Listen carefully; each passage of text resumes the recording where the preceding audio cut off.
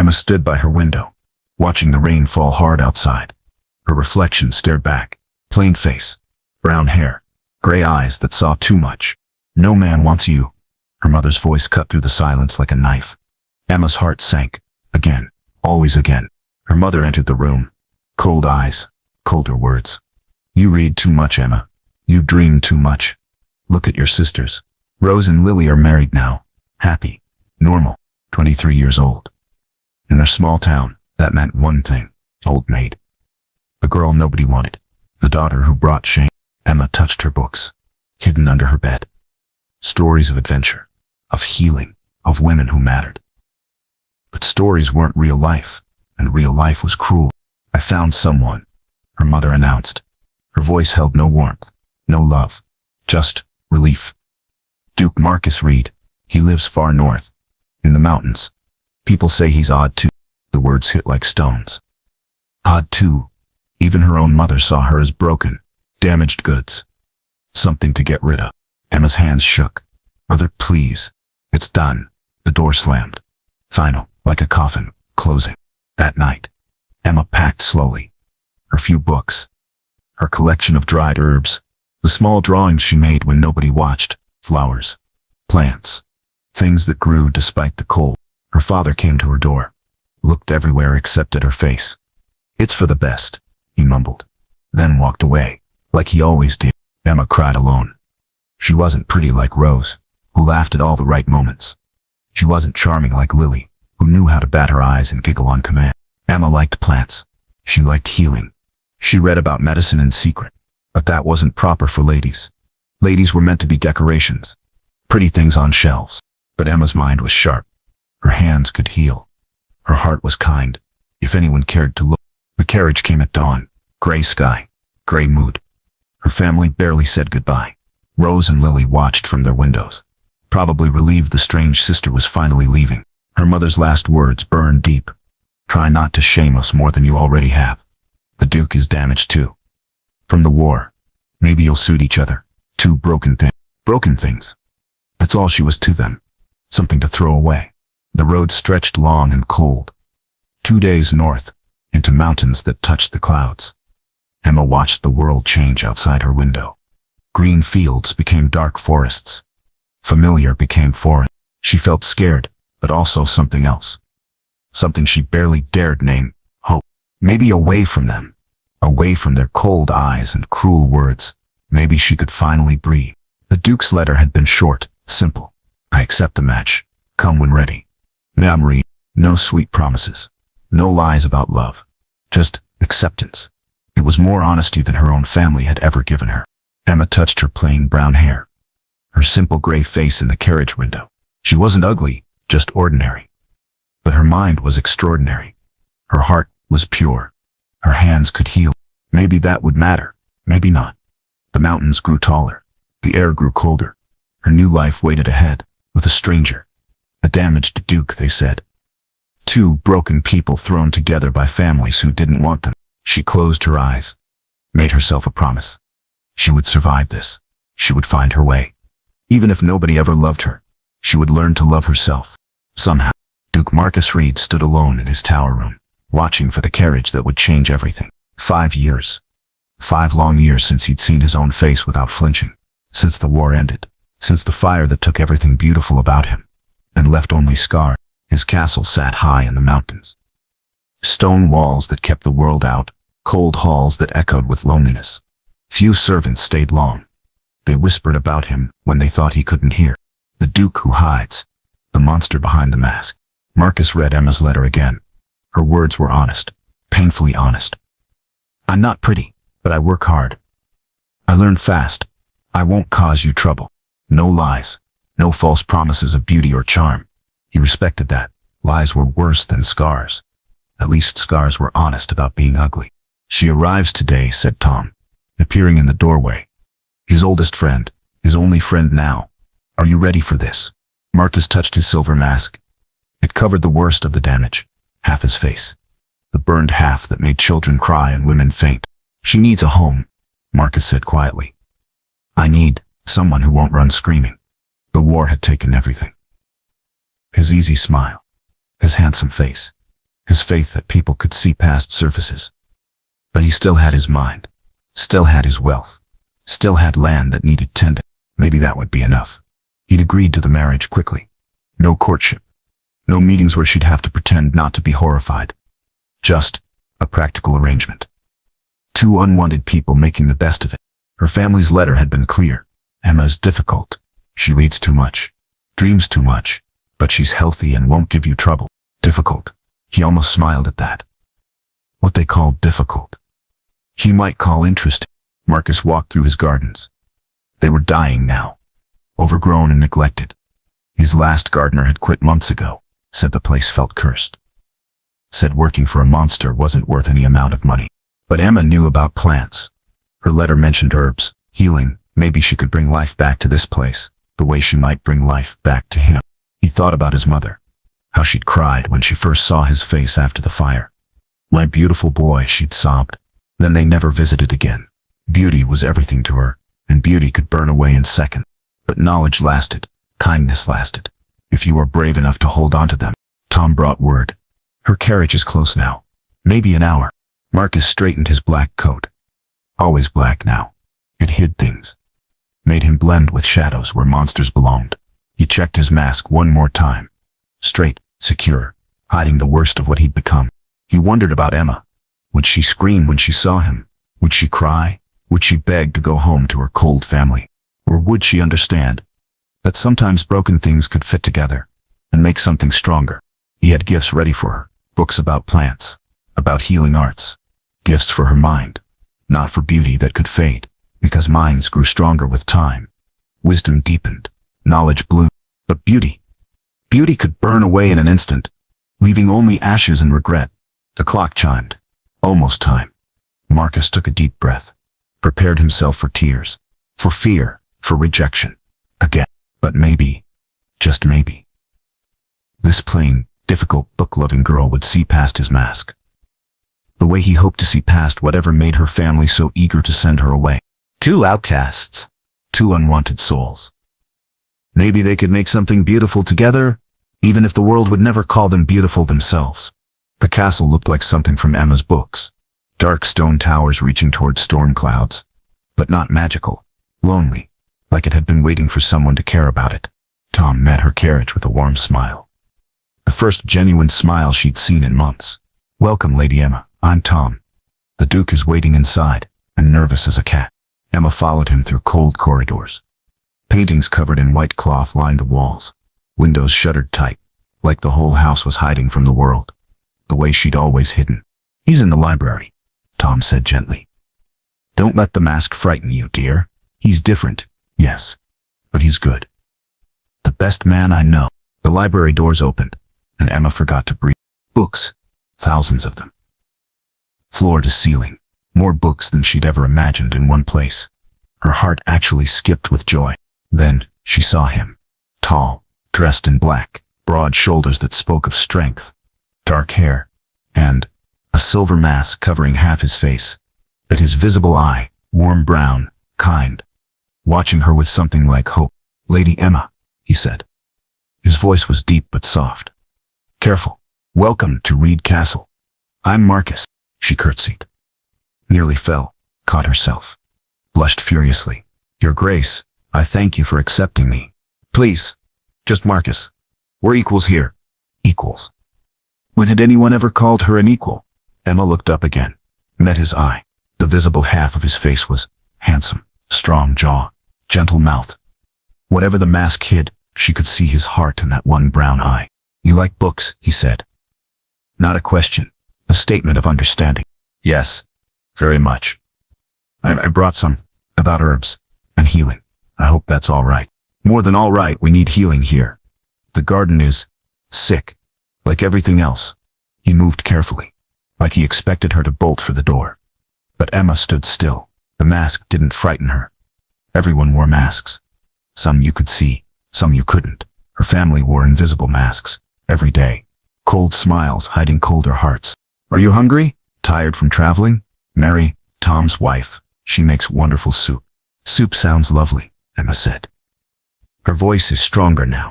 Marcus almost smiled. She could see it trying to happen. In his eye, around the edges of his mouth. I'll show you the castle tomorrow, if you'd like. When you're rested, I would like that, very much. They stood there, two strangers. Two people their families had thrown away. But something shifted in the air between them. Something hopeful. Your room is in the east wing, Marcus said. Best morning light for reading. I thought, you might appreciate that. He'd thought about what would make her happy. When had anyone done that? Emma felt tears threaten. Good tears. Grateful tears. Thank you. That's very thoughtful. Thoughtfulness costs nothing, Marcus said quietly. I learned that after everything changed. After.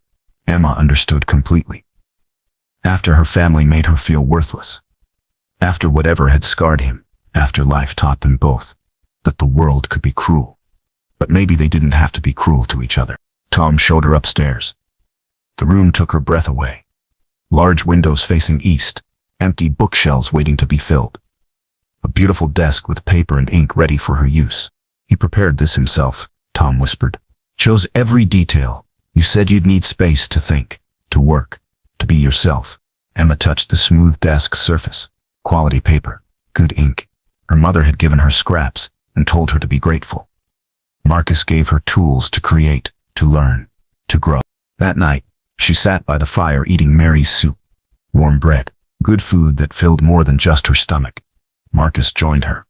They didn't talk much, but the silence felt safe. Not cold like home. Not cruel. Just peaceful. Tomorrow, Marcus said carefully, I'll show you the greenhouse. It needs help. Badly. Maybe, if you're willing, you could try to save it. I'd love to try. And she meant it. For the first time in years, she wanted tomorrow to come.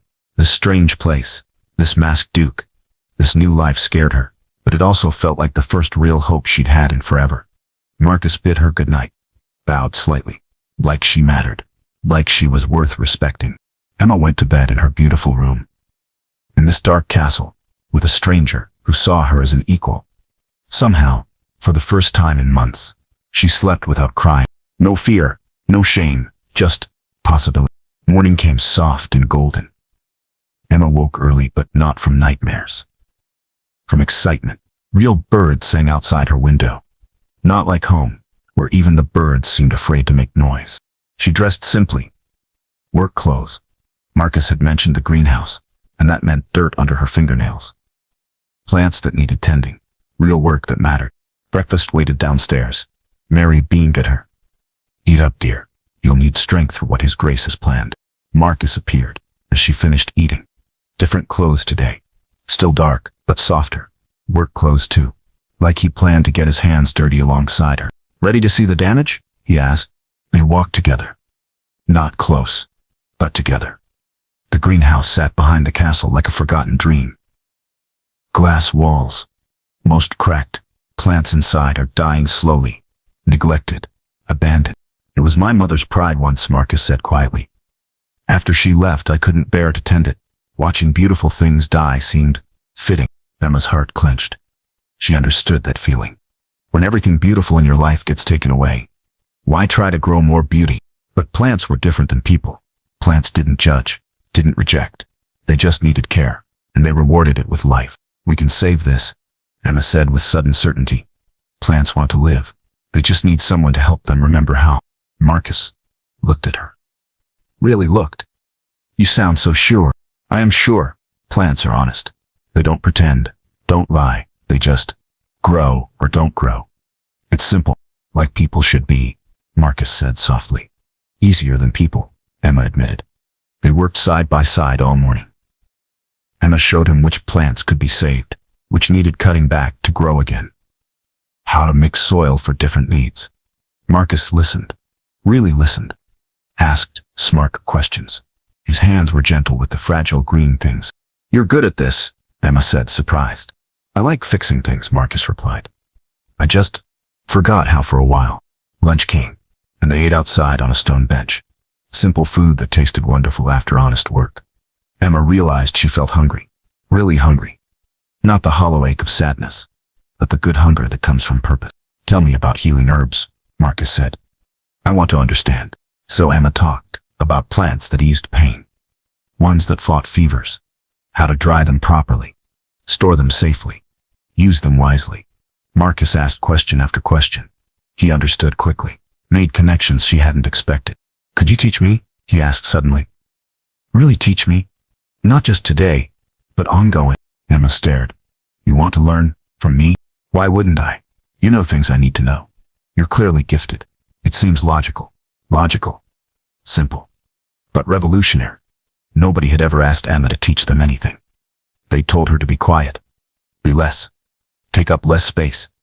But Marcus wanted her knowledge, valued it. I would love to teach you, she said, meaning every word. They worked through the afternoon. The sun felt warm on Emma's back. Her hair came loose from its pins.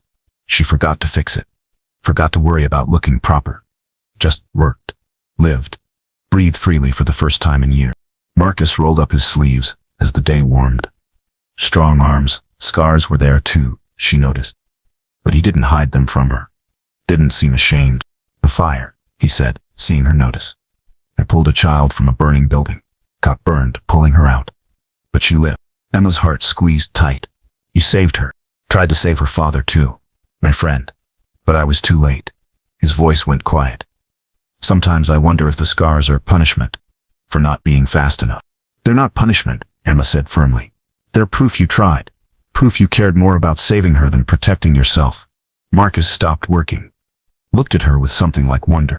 That evening, they sat by the fire again, reading different books. Sometimes sharing passages. Sometimes just existing in comfortable silence. Emma felt something she'd never felt before. Peace. Same time tomorrow? Marcus asked as they prepared for bed. With the plants? Yes, and I want to start a proper herb garden, for medicines. The village needs that, Marcus said. Our doctor left last year. People have been suffering. Emma sat straighter. I could help them. If you'd allow it? Marcus smiled. His first real smile since she'd arrived. Even with the mask, she could see it transform his whole face. I would be honored to help you help them, he said. They need healing. And you were born to heal. That night, Emma wrote in her journal for the first time in months. She wrote about dirt under her fingernails. About plants coming back to life. About a duke who worked beside her instead of above her, who saw her gifts and wanted to learn from them. She thought about home, about her mother's cold disappointment. Her sister's perfect lives felt as hollow as bird bones. They seemed far away now, like characters from a sad story she'd read once. This was real. Marcus was real. The work was real, and tomorrow would bring more reality, more purpose, more light. Emma fell asleep smiling, dreaming of green growing things, and kind brown eyes that saw her truly. 3 weeks passed like a beautiful dream Emma never wanted to wake from. The greenhouse bloomed now. Green everywhere, life returning to places that had seemed dead forever. She'd made her first real medicines, remedies that actually helped people. Tom carried them to the village and returned with something Emma had never experienced before. Gratitude. They're asking about you, Tom reported with a grin. The healer woman, they call you. Want to know when you'll come to town. Healer woman. Not plain Emma. Not the strange daughter. Not the burden. The healer. Someone who mattered. Marcus learned beside her every single day. His mind was as sharp as any blade. He understood plant properties faster than she'd expected. His hands grew confident with delicate work.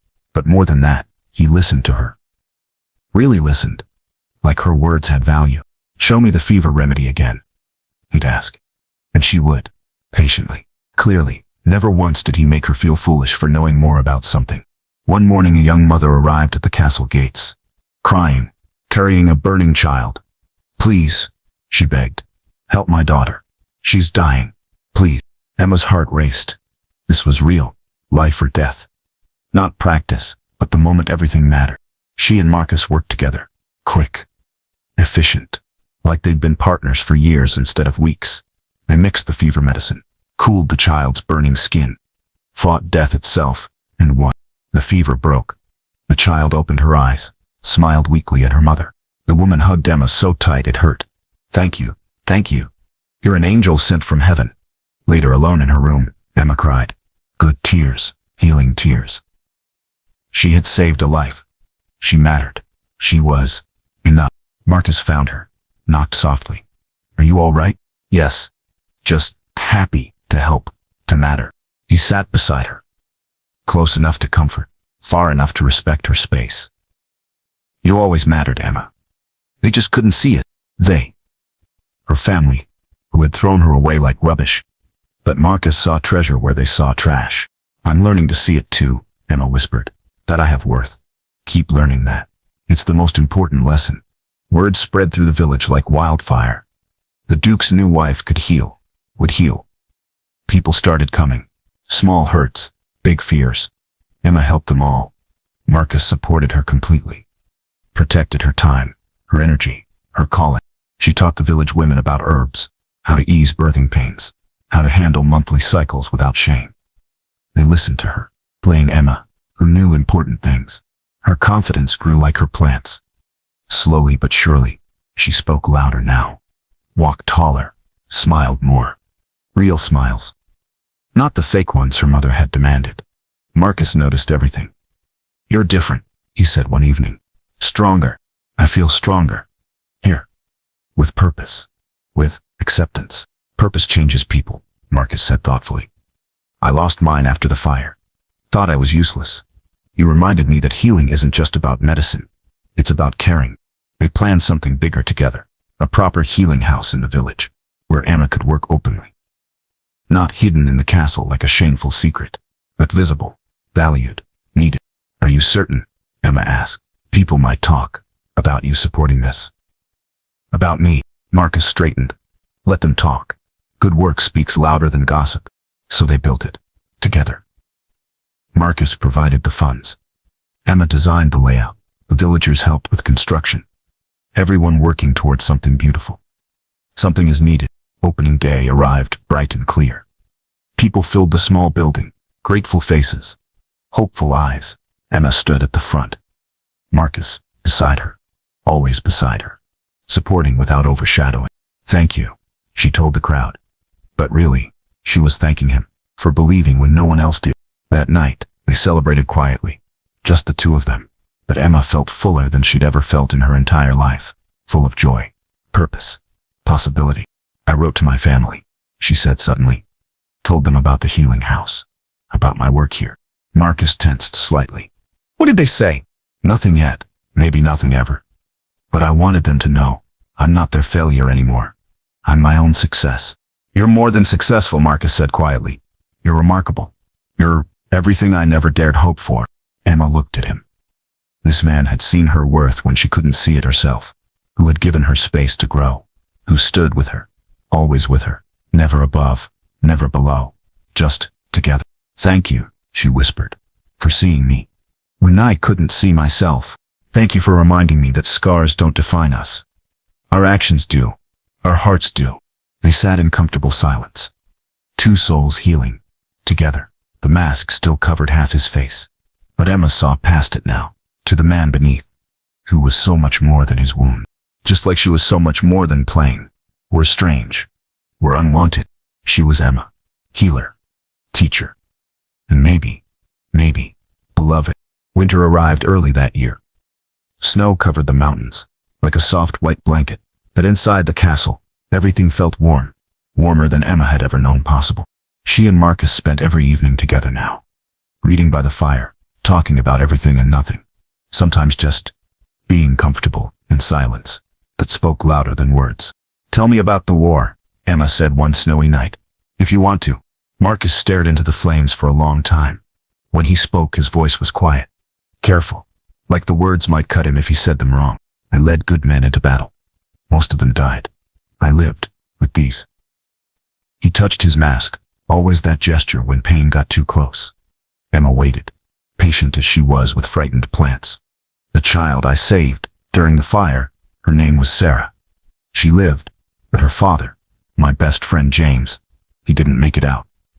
I see his face every morning in the mirror, in my dream. Emma moved closer, not touching but close enough that he could feel her warmth, her presence. You saved her, she said simply. That matters. Does it, when I couldn't save him? Yes, it matters to Sarah. It matters to her mother. It matters to me. Marcus looked at her, then really looked. Why does it matter to you? Emma's heart hammered. This was the moment, the truth moment. Because it shows who you are, inside, where it counts. And who am I? Inside, brave, kind, someone who puts others before himself. Someone who, she took a shaky breath. Someone I've come to care about. Very much. The words hung between them, like a bridge waiting to be crossed. Marcus stood suddenly, walked to the window. You don't know what you're saying, Emma. You don't know what's under this mask. I know your heart, Emma said, standing too. I know your kindness. I know how you work beside me instead of above me. I know how you see my worth when no one else could. My face, Marcus started. Your face is not your heart, Emma interrupted. Your face is not your soul. Your face is just She moved closer, slowly, like approaching a wounded animal. My family rejected me for my plain face, she said softly. Sent me away because I wasn't pretty enough. But you saw something in me they never could. You saw my mind, my skills, my heart. Marcus turned around. That's different. Is it? You think only women are judged by their looks? You think only women get thrown away for not being perfect? She was close now, close enough to see the pain in his brown eye. The fear. What if I'm hideous under here? He whispered. What if you run? Emma reached up slowly, touched the edge of his mask with gentle fingers. What if I don't? They stood frozen, both breathing hard, both terrified. Emma, trust me, she whispered. The way I've learned to trust you. His hands came up, shaking, touched the ties of his mask. No one has seen, not since the doctors. I'm not no one, Emma said firmly. I'm me. I'm the woman who loves you. The words escaped before she could stop them, hung in the air like stars. Marcus went completely still. You, what? Emma's face burned red. But she didn't take it back, couldn't take it back. I love you, Marcus. Not your face, not your title, not your wealth. You, your heart, your soul, the way you make me feel like I matter. Tears ran down his visible cheek. Emma, you don't have to say anything, Emma said quickly. I needed you to know. Before you decide whether to trust me with your secret. Marcus stared at her. This plain, wonderful woman, who had saved his life without even knowing it, who had brought light back to his dark world, who had just said she loved him, scars and all, slowly, so slowly. His shaking hands untied the mask. It fell to the floor with a soft sound. Emma looked. Really looked. The left side of his face was scarred, badly, twisted skin, missing pieces. The kind of damage that made people gasp and look away. She didn't gasp, didn't look away. Instead, she smiled. Hello, she said softly. All of you. And then she kissed him, kissed his good cheek, kissed his scarred cheek, kissed his forehead, his chin, his lip. Beautiful, she whispered against his mouth. You're beautiful. Marcus broke then. Sobbed like a child, held her like she might disappear. I love you too, he cried. I love you so much I can't breathe sometimes. They held each other by the dying fire. Two broken people who had found their missing pieces in each other. The mask lay forgotten on the floor, no longer needed. Because love, real love, sees past everything, to the heart that beats beneath, to the soul that shines within. And their souls matched perfectly. Spring brought more than just flowers. It brought visitors, unwelcome ones. Emma was in the greenhouse, teaching Marcus about a new healing herb, when Tom burst through the doors. His face was grim. Lady Emma, your family is here. All of them. Your parents and sisters. They're demanding to see you. Emma's hands went cold. The small pot she was holding nearly slipped. They're here? Why? Marcus moved closer. Protective. His face was uncovered now. He'd stopped wearing the mask weeks ago, at least around Emma and Tom and Mary, the people who mattered. I'll handle this, he said quietly. No, Emma straightened her shoulders. They came to see me. I'll face them. But Marcus took her hand, squeezed gently. Together then. We faced them together. They walked to the main hall hand in hand. Emma's family stood there looking around like they owned the place. Her mother, her father, Rose and Lily with their perfect hair and practiced smiles. They all stopped talking when they saw Marcus's scarred face. Her mother gasped. Rose actually stepped back. Lily covered her mouth in horror. Emma, her mother said coldly, not looking away from Marcus. We need to talk, privately. Anything you say to me, you can say to my husband, Emma replied. Her voice was steady. Strong. Husband? Her father laughed harshly. You call this marriage? Living with a monster? Marcus tensed. Started to step back, but Emma held his hand tighter, moved closer to him, instead of away. I call it love, she said clearly. Something you never showed me. Love? Rose laughed. The same cruel laugh Emma remembered from childhood. Emma, look at him. Really look. You could do better. Even you. Even me. Emma felt anger rising like a flame. What does that mean, Rose? You know what it means, Lily added. You're plain. Difficult. But you're still our sister. You don't have to settle for this. Emma looked at her sisters. Really looked. They were still pretty. Still perfect on the outside. But their words, their hearts, were ugly. Settle? Emma repeated. You think I settled? She turned to Marcus.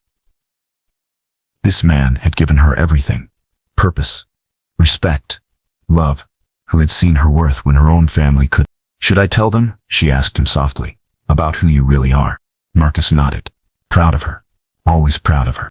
Emma faced her family again.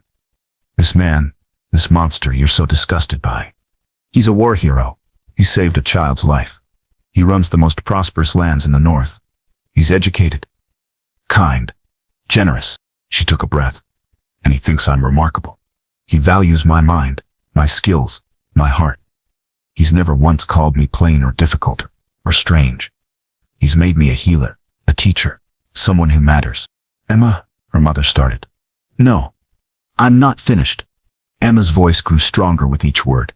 You want to know what settling looks like? Settling is living with people who make you feel worthless every day.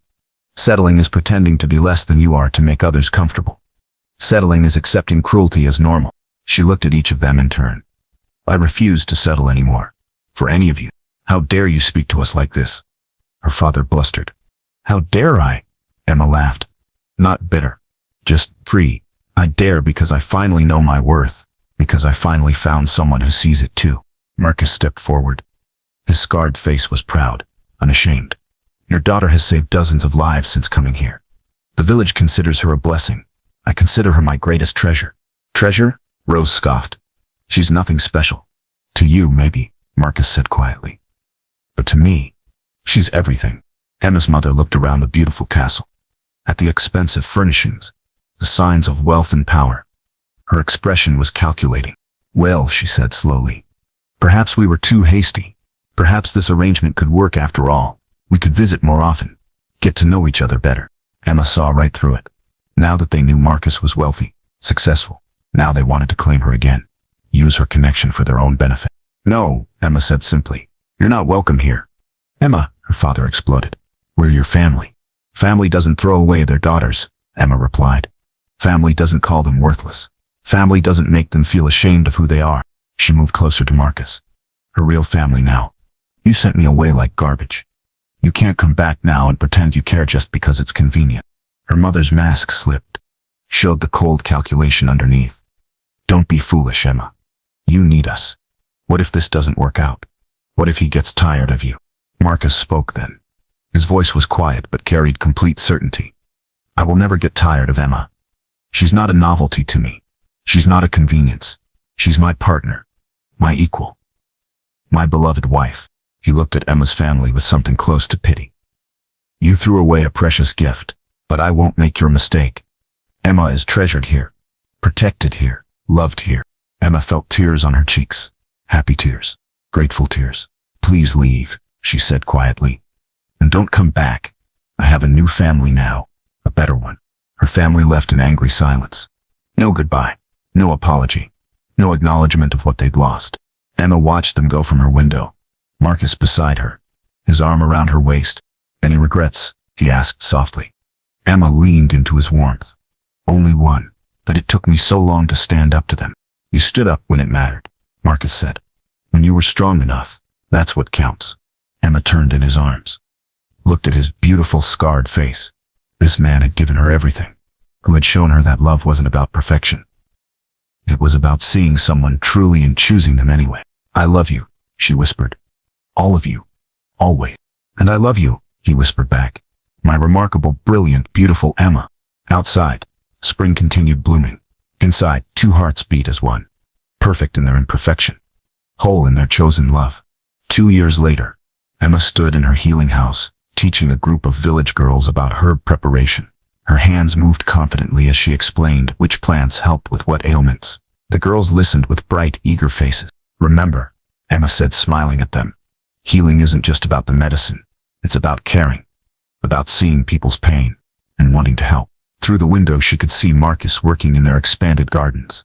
No mask, no shame, just a man tending growing things with gentle hands. Several village men worked alongside him, learning, laughing at something he'd said. The scarred Duke, who had once hidden from the world, now mentored young farmers, taught sustainable growing methods, led by example instead of fear. Lady Emma, young Sarah raised her hand. The same Sarah Marcus he had saved from the fire years ago. Now 12 and fascinated by healing arts. Yes, sweetheart. Will you tell us the story again? About how you and the Duke fell in love? The other girls giggled and leaned forward. They never tired of the tale. Emma smiled. She never tired of telling it. Well, Emma began, settling into her chair. It starts with a girl who thought she was worthless, and a man who thought he was broken. As she spoke, Emma's hands moved to her rounded belly.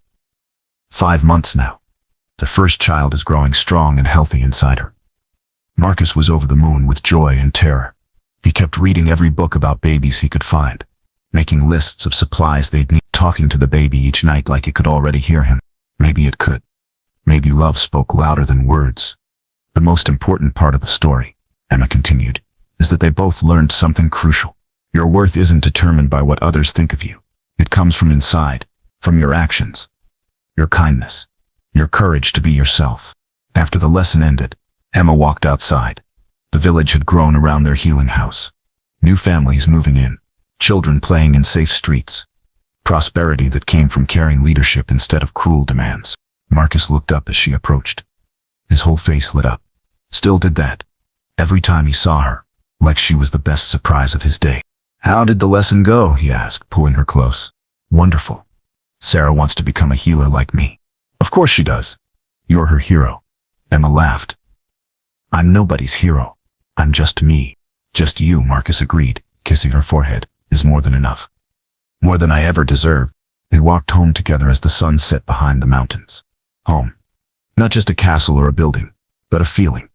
A place where they belonged, where they were valued, where love lived in every room. That evening, Emma received a letter. Her hands shook slightly as she recognized the handwriting. Rose. Marcus looked up from his book. Bad news. Emma scanned the contents quickly, then began to laugh. Real laughter, not bitter, just amazed. Rose is getting divorced, she announced. Apparently her perfect husband was having affairs. She wants to come visit. Says she's learned to appreciate family more. Marcus raised an eyebrow, and Emma walked to the fireplace, tossed the letter into the flames. And I have all the family I need right here. Marcus set down his book, moved behind her chair, placed his hands gently on her growing belly. Our child will never doubt their worth, he said softly. Never wonder if they're loved. Never feel like they need to be perfect to deserve care. Never, Emma agreed. They'll grow up knowing that real love sees everything and chooses to stay anyway. The baby kicked them, strong and sure, like it was agreeing with their promises. Emma covered Marcus's hands with hers. 2 wedding rings catching the firelight. Not expensive rings, simple bands they'd chosen together. But they represented something precious. Something earned through struggle and choice and daily commitment to seeing each other truly. Do you ever wonder, Emma asked, what would have happened if we hadn't found each other? Marcus considered this. You would have found your worth eventually. You're too remarkable to stay hidden forever. And you, I would have stayed alone. Convinced I was unlovable. You saved me, Emma. In every way a person can be saved. Emma turned in his arms, looked at his dear, scarred face. This man had given her everything. Purpose, respect, love, children on the way, a life of meaning. But most importantly, he had given her herself, the confidence to be who she truly was. The knowledge that she was enough, more than enough. She was treasure. We saved each other, she corrected softly. Outside, snow began to fall again. But inside, warmth filled every corner. The warmth of acceptance, of belonging, of love that grew stronger with each passing day. 2 people whose families had thrown them away had built something beautiful together. Something lasting, something real. And in a few months they would welcome new life into their circle of love. A child who would grow up knowing their true worth from the very beginning, who would learn that beauty came from kindness, that strength came from caring, that love, real love, saw past everything to the heart beneath. The fire crackled, the snow fell, and Emma and Marcus held each other close, grateful for every moment that had led them here, to this place, to this love, to this life they had chosen together, perfect in its imperfection, whole in its brokenness, beautiful in its truth. This was their ever after, not a fairy tale, but something better, something real.